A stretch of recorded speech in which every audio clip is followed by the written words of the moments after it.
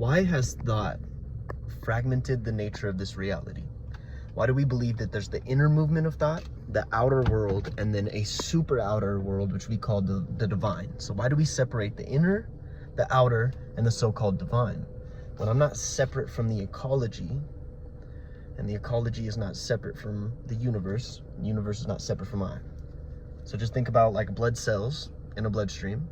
That blood cell is not separate from the bloodstream not separate from the vein not separate from the organ not separate from the man not separate from the family not separate from the society, earth, universe.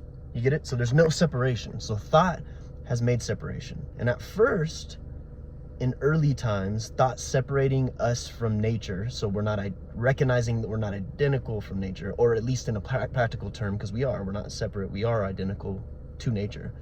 But thought being able to separate itself from nature and having a type of autonomy was necessary, or in a certain limited practical domain, it works, right?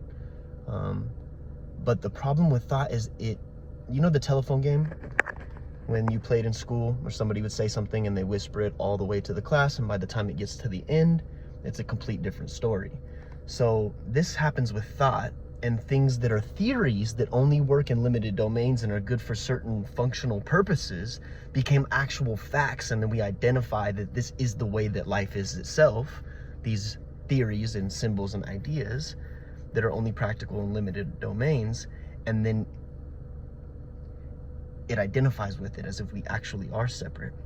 So I think one of the very first things that's important is not to think, oh, we are all one whole, because if you think that, but you don't actually feel it in your core, and you really don't feel that there's any separation at all, and you think you are a separate individual being with different thoughts than everybody else, and you're completely different and separate from the rest of the universe, then it's just an idea. It's a good idea that makes you feel good. I am whole, I am complete, I am one with the universe. It's just an idea. So unless you feel it, or you have the insight yourself to recognize going through, is there any separation at all? So next video I go into, I think we'll go deeply into how there is no separation, and to, so that we see it as an irrevocable fact and not just an idea.